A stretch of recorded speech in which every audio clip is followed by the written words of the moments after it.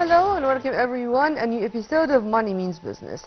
Before we start our episode, let me first say happy Ramadan, millions of happy returns to all our viewers as we started today the 30 days of the holy month, where inshallah we are going to enjoy the spiritual atmosphere of the holy month of Ramadan, and we pray together that it's going to afford, to present, to introduce, to bless the planet in general with prosperity and welfare. Well, today we are going to discuss together the economic investment and trade ties that bind Egypt with Africa in general. And we are going to focus on Zambia in specific, or at least to take it as a role model. An example, as just in a few days ago, President Abdel Fattah al-Sisi received his Zambian counterpart, and they witnessed together the signing of a number of memoranda of understanding in various domains, particularly its agriculture, its automation, its energy, you name it. And it's very much important to say that our strategic partnerships with our African allies is always on top of our priorities when it comes to the African-Egyptian ties or relations. Egypt is back to Africa, considering Africa as our strategic depth, and we are going to continue working together with our African allies for the best interest of all our African peoples. Right after this, we are going to return back with more. Stay tuned.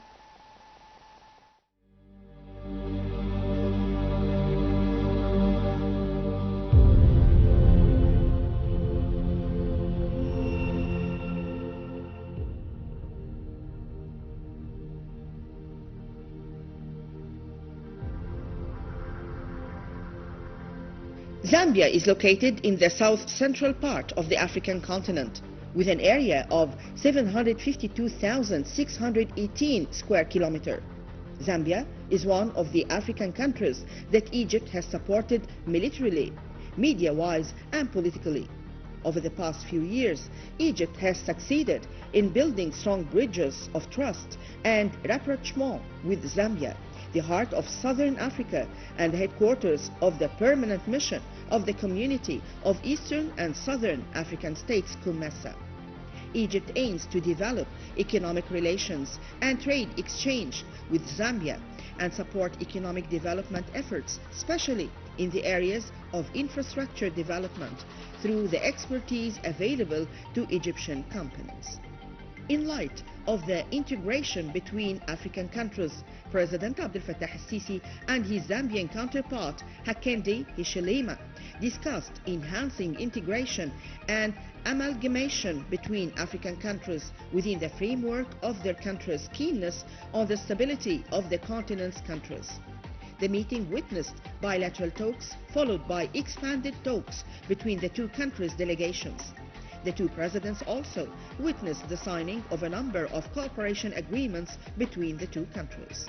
During a joint press conference, President Abdel Fattah al-Sisi said that the talks reflect the common political will to enhance cooperation between the two countries in various fields: political, economic, social and developmental, indicating Egypt's readiness to transfer its development expertise and provide all forms of support and assistance to Zambia to advance the competences of its cadres in priority areas, in addition to developing work frameworks in Zambian state institutions.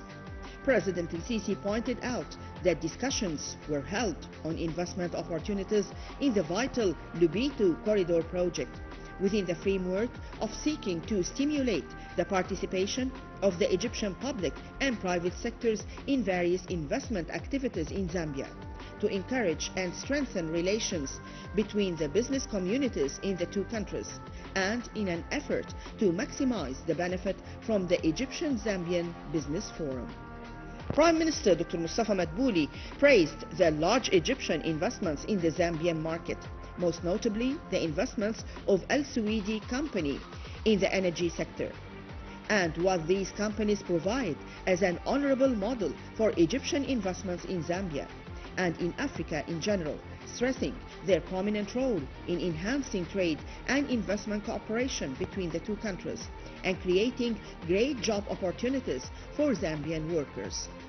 In return, the President of the Republic of Zambia, Lieutenant General Engineer Kamil El-Wazir, Deputy Prime Minister for Industrial Development, Minister of Industry and Transport, and a number of ministers witnessed the signing of a Memorandum of Understanding between the General Authority for Investment and Free Zones and the Zambian Development Agency, with the aim of deepening investment cooperation between the two countries. The Deputy Prime Minister for Industrial Development, Minister of Industry and Transport, stressed the government's keenness to enhance the frameworks of joint economic cooperation between Egypt and Zambia as one of the pivotal countries in southern Africa. In terms of the visit, the Ministry of Investment and Foreign Trade hosted the activities of the Egyptian-Zambian Business Forum, which was held under the title of Enhancing Trade Exchange and Joint Investments to achieve sustainable development in the presence of the President of the Republic of Zambia. Hakainde Hichilema, President of the Republic of Zambia, said that his visit to Cairo reflects the strong ties between the two countries and opens a new chapter in bilateral relations, pointing to the importance of the strategic partnership with Egypt to enhance economic growth. He added that Zambia has enormous potential in the fields of mining, agriculture, and renewable energy, and thanks to its strategic location in southern Africa, it is qualified to be a logistical center for regional and international trade, noting that his government is committed to improving the investment environment by applying the rule of law and providing necessary facilities for investors. The Zambian president stressed that his country has succeeded in restructuring its debts within the framework of the G20, which provides new opportunities to enhance foreign direct investment, praising the economic developments in Egypt. Dr. Tariq Fahmy, professor of political science, said that Zambia is one of the countries that Egypt is interested in, and the reputation of Egyptian national companies is great in these countries, and there is a keenness to increase the volume of trade exchange between the two countries, and an effort to develop the system of relations, especially in the areas of the special goods group. In contrast, Ambassador Salah Halima, Vice President of the Egyptian Council for African Affairs, said that there is a trend to build a strategic partnership based on cooperation between the two sides on the security, military, political, economic, social, and capacity building axis, in addition to addressing issues of common interest.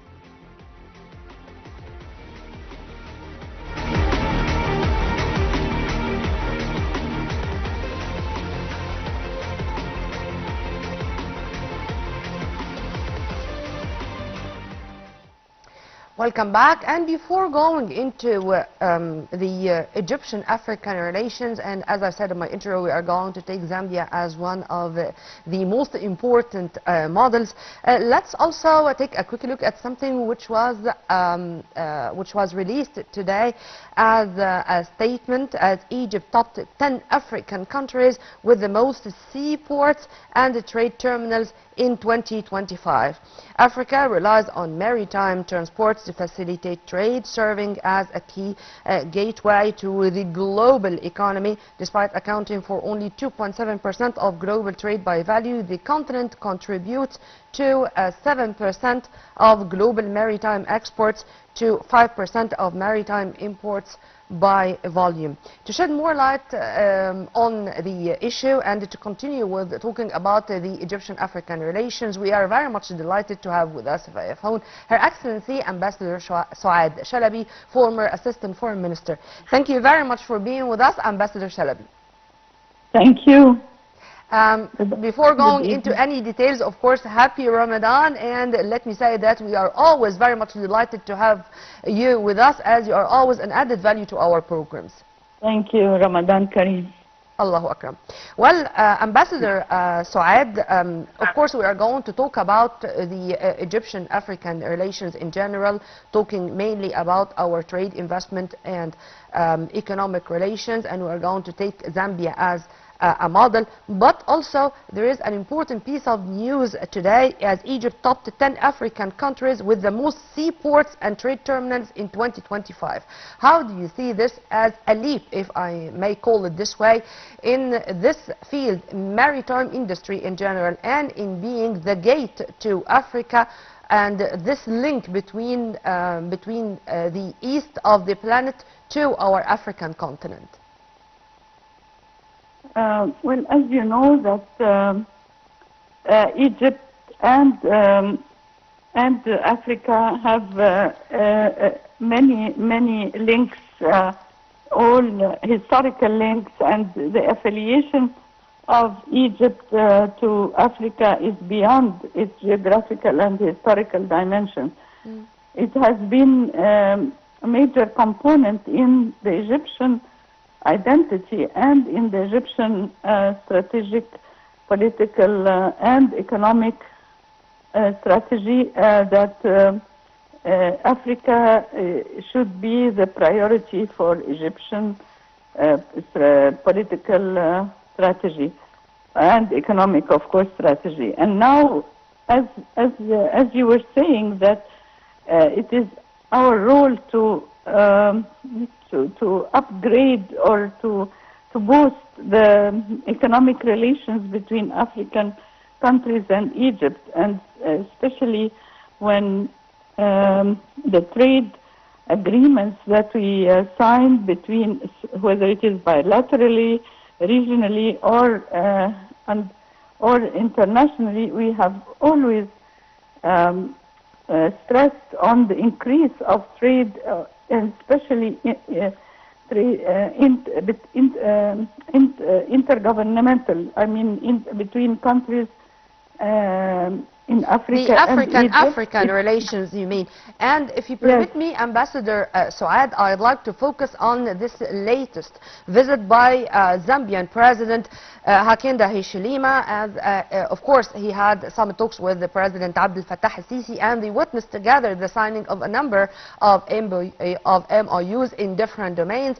And here I'm not going to mention all of them, of course, because it's agriculture, it's a digital transformation, it's energy, it's green energy, you name it. How do you see the importance of having such MOUs implemented on the ground, and the importance of them, whether regarding the strategic partnership between Egypt and other African allies, or giving the opportunity for new entrepreneurs, new startups to have their say in our market? Yes, there has been a number of joint memorandum of understandings in areas, as you said, agriculture, investment and fisheries. And there has been a formation of the Egyptian Zambian Business Forum, mainly for strengthening the economic ties and the coordination between Egypt and Zambia. And the Arab contractors and the Swedish electric companies, all these were focusing on infrastructure and urban development, and in the field of housing also. So it is, as you said, also about the seaports. Egypt has been also engaging in the Lobito corridor, which is linking Angola and DRC and Zambia. And there has been a partnership for global infrastructure and investment, because EU and US jointly will invest in this great project, linking all these countries together, the three countries together, and it will open the roads to maritime trade, which you have talked about. How can we link with all the ports in Africa in order to export our goods and for the African countries to export their metals and their agricultural goods to Europe and to other African countries. So there has been a focus on the value chains in energy, in logistics of transport, in the technical and vocational training for those who are going to be working in the ports in Zambia or in Egypt. And there has been also focus on cooperation in the field of medicine, water resources, in irrigation. So the visit of the presidential visit of Zambian president to Egypt has a lot of impact on the trade. It was and really on the a very economic ties between fruitful, the two countries. I may say, very fruitful visit by His Excellency, Yeah. the Zambian President. But I should seize the opportunity having you with us via phone, Ambassador Saad, speaking about the Africans in general. I mean, you were our ambassador to Mozambique, and you had such an experience with how the African peoples look at Egypt. I mean, since the 1950s, there is such a link between Egypt and Africa, and how Egypt proved a day after the other, a year after the other, a decade after the other, that we are all the time standing beside our African allies and trying all the time to support them when it comes even to fight colonization, for example, but above all in the development process. How do you see this, or how the Africans are looking at Egypt as the big sis? Yes, because Egypt has always provided capacity building and training for Africans, and it has opened its doors for training, whether it is the police, the military, and the Egyptian African Fund for Technical Cooperation with Africa, which has been since the 80s, has been working with all African countries to provide experts and to bring all the Africans here for training. So Egypt was closely related to Africa historically, culturally, geographically, and Africa is a young continent, and the youth comprise 65% of its population. Mm-hmm. That is why Egypt is welcoming all the African youth who would like to study or to get trained. Many scholarships are offered for African students, and of course the importance of Egyptian African relations lies in the following: in the our national security, in the regional stability, in fighting terrorism, in fighting extremist groups, and in providing sustainable development and peace between Africa and countries and Egypt. So it is important for us and for African countries to create a giant market full of promising opportunities, because Africa has a wealth of natural resources, and this could be also used for the industrial world. So that is why Egypt is supporting all the initiatives that provide international investment to Africa in the field of for the infrastructure in the field of trade, and increasing the economic size between our African allies in general. Well, Ambassador Saad Chalabi, former Assistant Foreign Minister, thank you very much for your input, and have a very good day, and happy Ramadan once again. You're welcome. Thank you. Right after the short break, we are going to return back with more. Stay tuned.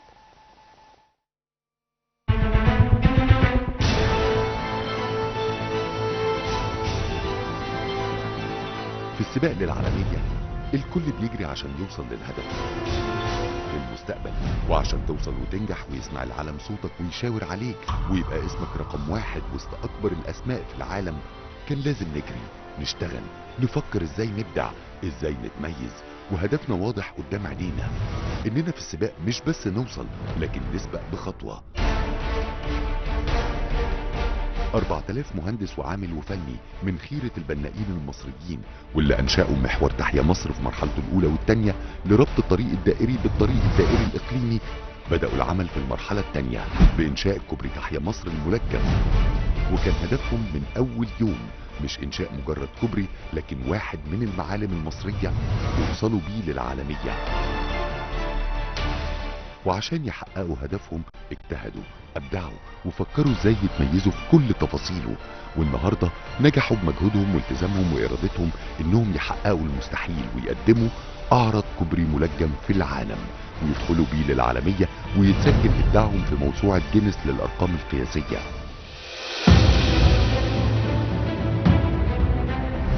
يمتد جسم الكوبري الرئيسي بطول 5.6 كيلومترات، بالإضافة ل 10 كيلومترات تشكل إجمالي أطوال 18 من المطالع والمنازل. يتميز ب6 حارات مرورية في كل اتجاه بطول 540 متر وعرض 67.3 متر، ويحتوي على أكبر فتحة ملاحية على النيل بعرض 300 متر. استخدم في إنشائه ما يزيد عن 1,000,000 متر مكعب من الخرسانة وأكثر من 290 ألف طن من الحديد، وبعد تجريبه طبقا للمواصفات العالمية تأكدت قدرته على تحمل أوزان تصل إلى 120 طن. كوبري تحيا مصر الملجم مش بس إنجاز عالمي، لكنه بيتميز بجماله وتفاصيله والإبداع اللي فيه، وده لأنه فيه أول ممشى زجاجي في الشرق الأوسط على جانبي الكوبري الملجم، وفوق أجمل أنهار العالم نهر النيل. طول ما عينينا على العالمية هنفضل نجري، هدفنا نوصل ببلدنا لمكانتها الأولى وسط العالم. هنا كوبري تحيا مصر الملجم، بداية الطريق للعالمية.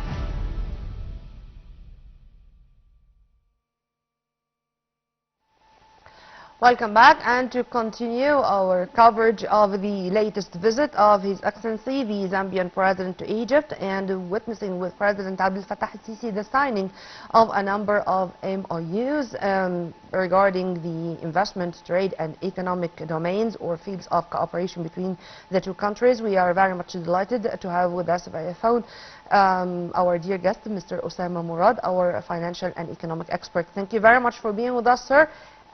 Ramadan Kareem. Happy Ramadan to you, sir.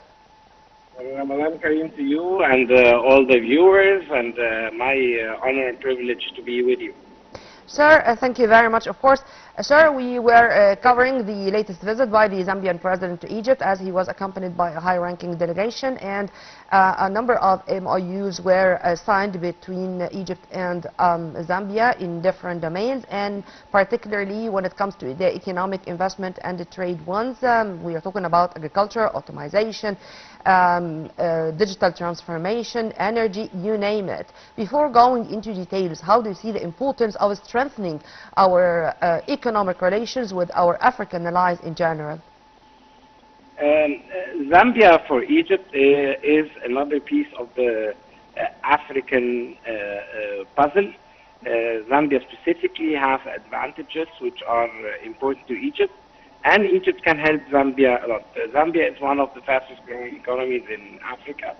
Also less developed, but there is a path of growth, and Zambia has minerals and agriculture and expertise where Egypt can benefit, but definitely as per the MOUs, Egypt has one of the best e-government and digital transformation experts and can definitely help Zambia on its path to growth. So it's a complementary partnership between two countries, but Egypt has a strategic vision of partnering with the African continent, and taking it piece by piece, country by country, is very important for Egypt. Amen to that. And to also speak or to focus a little bit on two main issues: developing our infrastructure and training our workforce. Because without a developed infrastructure, no economic development can be implemented on the ground. And without those very skillful human resources elements, nothing also can be implemented on the ground. How do you see those two elements in specific as part and parcel of our economic development and our fruitful relations with our African partners? Those are very two important facts, because the Zambian economy is developing based on the mineral price of copper and cobalt. Whilst these are very volatile, but they're not based on any industrial production on that, and there is no infrastructure, and it's not attractive for investment except for in the mining sector. So with Egypt's vast experience in infrastructure and transforming the basic material sector, the mining sector, into a production-based, more industrial sector, I think will help Zambia a lot, and it will be a mutually beneficial relationship. To echo what you have just said, sir, His Excellency Minister of Investment, Dr. Hassan Al-Khatib, held a very productive meeting, I should say so, with his Zambian counterpart, Chipka Mulenga, when he was here accompanying the Zambian president. I mean, the Zambian president was really accompanied by a very high-ranking delegation, including many ministers of his government and also businessmen. The two ministers spoke in specific about what you have just said and about this fruitful collaboration between the two countries to be a win-win situation. Here I'm not talking only about the summit talks which gathered the presidents, but also the ministers, and there is a committee which is going to implement what has been agreed upon on the ground. I mean, it's not here ink on paper, it's something practical with very tangible results. If you want to elaborate on that. Yes, if you see in the last period, for the last 1 to 2 years, Egypt has stopped signing those protocolic relationships just on paper.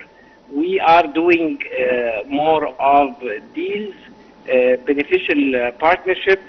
I mentioned before that Zambia is a very copper-rich country. One of the main exports of Egypt is copper products. So I easily imagine that Egypt will set up a manufacturing facility there, or benefit from getting advanced copper supplies there. Cobalt used in lithium-ion batteries and used in other manufacturing facilities, heat resistant and corrosion resistant, is beneficial. So we've discovered that those friendship and pour la forme protocols really don't make sense or don't build lasting relationships. Lasting relationships are built on mutually beneficial business, financial, economic relationships. I mentioned that in specific, Mr. Murad, Mr. Osama, because I wanted to take it to the private sector and the importance of the private sector share in such development process. I mean, of course, it's very important to have fruitful cooperation between the governments of our African allies, but also the lion's share should be implemented by the private sector. If you agree with me on that. I fully agree, and I could tell you names. I know you don't advertise companies, so I don't want to mention. But I have 3 or 4 specific examples where I could reach the extent that it's driven mainly by the public sector, and here the government is putting its role and weight behind the Egyptian private sector to do those mutually beneficial deals. Yeah, I meant to that. But here, yeah, I mean, we should focus more on the fields of interest. I mean, for example, you mentioned the mining field, and this is of course very important, and this is going to be such a feed to our industry, whether here or there. But what else should be on top of the priorities? I mean, agriculture, for example, because of what's going on around us and with the turmoil in different places, food security, in my humble opinion, is a very important issue. So is it going to be agriculture, electricity, green hydrogen, renewable energy? In your opinion, what are the most important fields of common interest here? It's going to be number 1, mining, number 2, infrastructure and construction, Logistically, it's not going to be agriculture because it's too far away, and it's going to be digital transformation and IT. Zambia suffers from a large poor population. Poverty rate is around 60%, and no one better than Egypt has a fantastic track record of managing such large numbers and giving benefits and organizing this. So I think that the IT services sector digital transformation might be the second or third after the mining, then infrastructure / construction, and then IT and digital transformation. Dr. Osama, let me take you to some piece of news which were released today, which in my humble opinion also is very important regarding the issue we are talking about.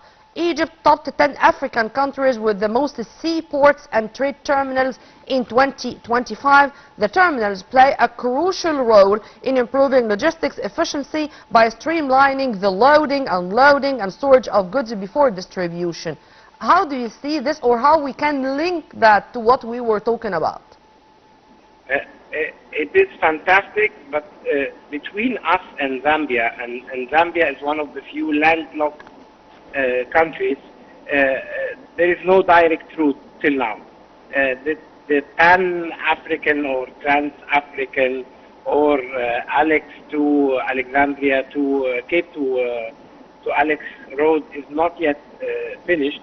So logistically, yes, Zambia could use us as its port, but the roads yet are not clear. So that's a more of a longer term future. Trade will rely on air, therefore it's going to be the valuable either minerals, copper, emerald, and vice versa, then digital transformation and services. Sir, of course I do agree with what you have said, but when I spoke about the piece of news which was announced today about our seaports, I meant our relation with our African allies in general. Because I think one of the most important issues or the most important files which Egypt focused on, particularly since we assumed the presidency of the EU about 6 years ago, among other important files for them, for sure, the development of our infrastructure. Because without developing the infrastructure, whether inside each country or among the African states, nothing can be achieved on the ground. True? Fully true, and we will start to reap the benefits of the vast investment we did in infrastructure, be that roads, ports, highways, and so on, in maximum 2 or 3 years once the world stabilizes. And what you're seeing on the development of the Ukrainian-Russian front and on the Gaza front, we can optimistically say that the world will resume normal trade relations within the next 12 months. So Egypt will start to reap the benefits of the great investments we did during the last 10 years. Of the most important files or files of mutual concern, to be accurate, between Egypt and other African allies, it's the vocational training. It's taking into consideration that Egypt is ready to exchange expertise with all our African allies to make sure that there will be a new generation who can run all the mega projects which already are underway. How do you see this, sir, also as one of the crucial issues? Vocational training and education are long-term investments into relationships. Yeah. We've tried this before last century, and then we tried it in the 50s again, and then we forgot about them. Then now we remember, because once you get trained by people of Egypt and you learn a new skill, you upgrade your life, you will always be grateful, admirable, and so on. So it's a long-term investment, which is great that we are again, focusing on that in that period, and our strategic relationship with all the African countries. Amen to that, sir. And to take you to my final issue to discuss together, only a few days ago, Deputy Prime Minister for Industrial Development and Minister of Industry and Transport, Kamil al-Wazir, had a very important visit to Chad, and he participated in the International Forum for Infrastructure Development of Chad. As he said it in his speech, Egypt prioritized the land route project with Chad to strengthen trade, economy, and investment integration. This is another side of the coin. Chad is very important for Egypt. Also, seemingly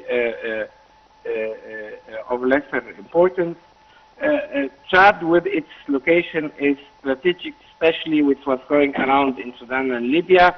We've always had great relations. Actually, Chad was once among the Egyptian Empire. So it's good that we are focusing on Chad. Chad is also landlocked. Egypt could be the gateway for Chad on both import and export fronts. So it's a great step we're doing there. Yeah. In fact, he described the initiative as a crucial artery for development, I really like the term, and cross-border trade, emphasizing the strategic role in deepening economic integration between Egypt and Chad, and between Egypt and other states, other African states. The word artery for development, how do you see it as very much accurate to describe the situation? I cannot agree more, because as said, Chad has no connection to the outside world or no viable economic connection better than Egypt. So definitely we should help and benefit Chad to develop, especially that Chad had internal and domestic issues, and they seem to have been solved or come to a halt. So Chad is again one of the promising small emerging economies in Africa, with a very strategic importance by location for Egypt. Dr. Osama Murad, our financial and economic expert, thank you very much for your input, sir. Have a very good night, and once again, happy Ramadan. Right after the short break, we are going to return back with more. Stay tuned.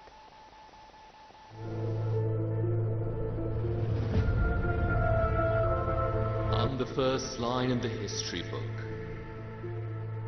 on the cradle of civilization, land of religions, the charm of the place, the source of the knowledge, the son of the arts, on the riddle, on the pyramid, on the land of generosity,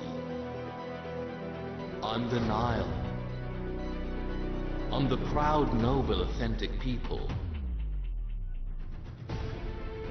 on the generous, from Sinai calling on the heavenly God,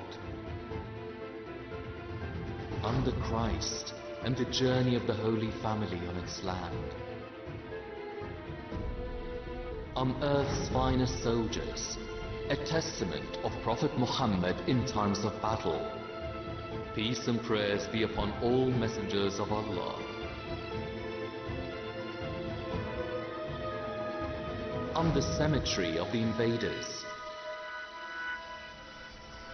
the land of peace, citadel of Islam,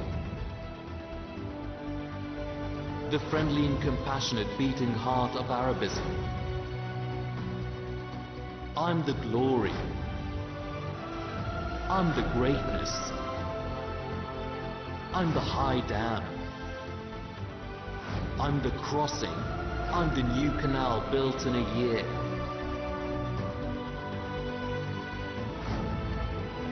I bask in glory throughout time. I'm the will, I'm the leadership, I'm the determination, I'm the human. I'm Egypt, mother of the world.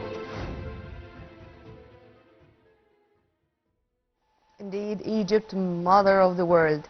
Ladies and gentlemen, we were talking together about the Egyptian-African relations, particularly in the fields of economy, trade and investment. And by the way, Minister of Foreign Expats Affairs, Dr. Badr Abdelati, is really leading what we call economic diplomacy, and he had many phone calls in the past few days with many of his counterparts in Kenya, Congo, you name it. And only yesterday he was in Asmara, he was in Eritrea, delivering a message from President Abdel Fattah al-Sisi to his Eritrean counterpart, and in the message he tackled with him a number of issues, including strengthening our economic relations. So Egypt is back to Africa, Egypt is back to the Black Continent, also considered as our strategic depth, and we are going to continue with giving a hand to our African allies to develop their economy and to have tangible steps in the road of achieving sustainable development in various domains, because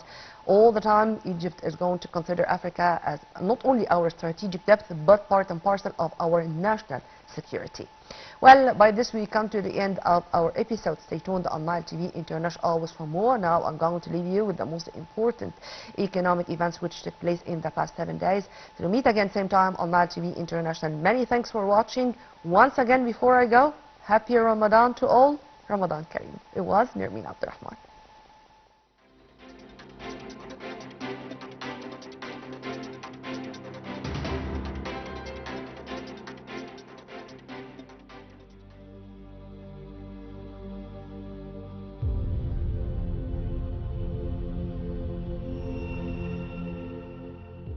According to an official source, the government has paid a new $1 billion in overdue dues to foreign oil companies. The paid amount brings Egypt's overdue payments to foreign oil companies to $5.5 billion since last June until now.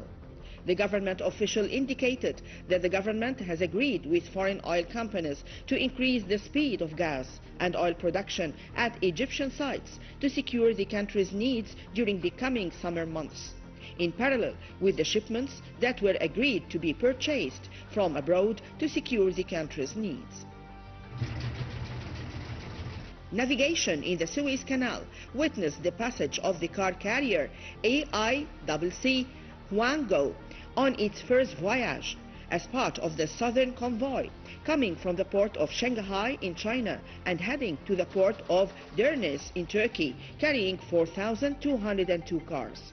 Lieutenant General Osama, chairman of the Suez Canal Authority, confirmed that the passage of this ship confirms the strategic position of the canal in the global trade movement, as it provides a shorter and more efficient route compared to the Cape of Good Hope route, which contributes to reducing travel time by about 18 days and reducing fuel consumption and carbon emissions.